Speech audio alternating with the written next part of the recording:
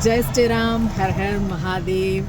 நம்மளோட காஷி யாத்திரை, பொதுவாக நம்மளோட காஷி யாத்திரை வந்து நம்ம லக்னோலேருந்து ஆரம்பித்து நைமிஷாரண்யம் போயிட்டு அயோத்தியா போய் பிரயாக் போய் காஷி, கயா, ஜார்க்கண்ட் அப்படின்னு 9 நாள் பொதுவாக நம்மளோட யாத்திரை இருக்கும். இந்த தடவை கண்டினியூஸாக நம்மளுக்கு ஒரு 2 மாதமாக பேக் டு பேக் கஸ்டமைஸ்டு யாத்திரையாக தான் நம்மளுக்கு வந்துட்டு இருந்தது, பேக் டு பேக்கு. அதனால் ஒரு குரூப்பாக நம்மளால் போக முடியல. இந்த தடவை ஒரு கஸ்டமைஸ்டு யாத்திரையாக நைமிஷாரண்யத்துலேருந்து தேவ்கர் வரைக்குமே கஸ்டமைஸ்டு யாத்திரையாக ஒரே அம்மாவாக வந்திருந்தாங்க கோயம்புத்தூர்லேருந்து. சில பேருக்கு வந்து அவங்களுடைய முகத்தை வீடியோவில் காட்டுறதுக்கு விருப்பம் இல்லாத காரணத்தினால நம்ம அவங்கள காமிக்கிறது கிடையாது. இந்த தேவ்கர் ஏர்போர்ட் வந்து பலவிதமான எமோஷ்னல் மூமெண்ட்டை மாகங்கா டூரிசம்க்கு கொடுத்துருக்கு. லக்னோ ஏர்போர்ட்டில் பிக்கு பண்ணும்போது அவங்களுக்கு வந்து ஒரு பிளாங்காக தான் வருவாங்க. நம்ம வீடியோஸ்லாம் பார்த்துட்டு இப்படி தான் இருக்கும் யாத்திரைன்னு ஒரு அசம்ஷன்ஸில் வருவாங்க. இங்கேருந்து தேவ்கர்லேருந்து போகும்போது டோட்டலாகவே எல்லாருமே கையை பிடிச்சிட்டு இந்த 9 நாள் எப்படி போணுச்சுன்னே தெரியல ரஞ்சிதா, திருப்பி அடுத்த யாத்திரைக்கு வரணும். நம்ம கூட வந்த யாத்திரிகளில் 100% 98% எல்லாருமே கண்ணீரோட தான் அந்த தேவ்கர் யாத்திரை இந்த தேவ்கர்லேருந்து கிளம்பியிருக்காங்க. ஒரு டூரிஸ்ட் ஆப்ரேட்டராக அது வந்து மிகவும் ஒரு சந்தோஷத்தை கொடுக்கும். திரும்ப அந்த வீடியோஸ்லாம் பார்க்கும்போது நம்மளுடைய டியூட்டியை நம்ம கரெக்டாக பண்ணிகிட்ருக்கோங்கிற ஒரு சாட்டிஸ்ஃபேக்ஷனை கொடுக்கும். தேவ்கர் ஏர்போர்ட்டில் அத்தனை மெமரிஸ் எப்பயுமே இருக்குது.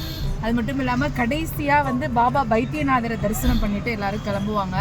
பாபா பைத்தியநாதர் தரிசனம் அப்படிங்கிறது ஒரு மிகப்பெரிய டாஸ்க்கு. காஷியில் ஓரளவுக்கு சென்ஸ் பண்ண முடியும் எந்த டைமில் போனால் எப்படி தர்ஷன் பண்ணிடலாம் அப்படின்ட்டு. ஆனால் தேவ்கர் வந்து அன்பிரெடிக்டபிள், எப்போ கூட்டம் இருக்கும் எப்படி இருக்கும் அப்படிங்கிறதுலாம் தெரியாது.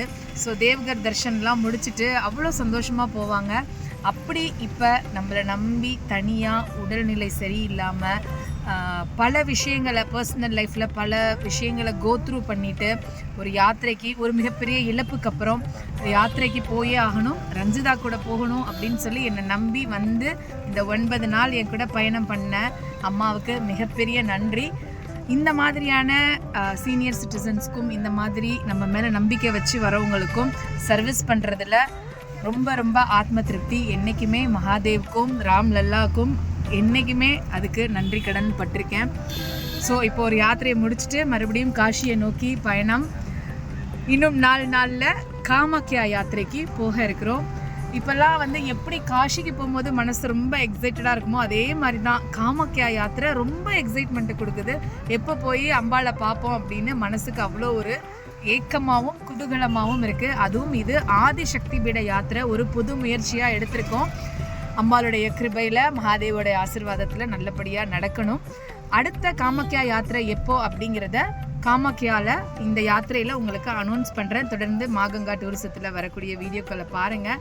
நீங்களும் வீட்டில் இருந்து உங்களுக்கு என்ன யாத்திரை வேணுமோ வீட்டில் இருந்தே காஷி காஷி காஷி, கங்கா கங்கா கங்கா, விஸ்வேஸ்வர விஸ்வேஸ்வர விஸ்வநாதான்னு சொல்லுங்கள்.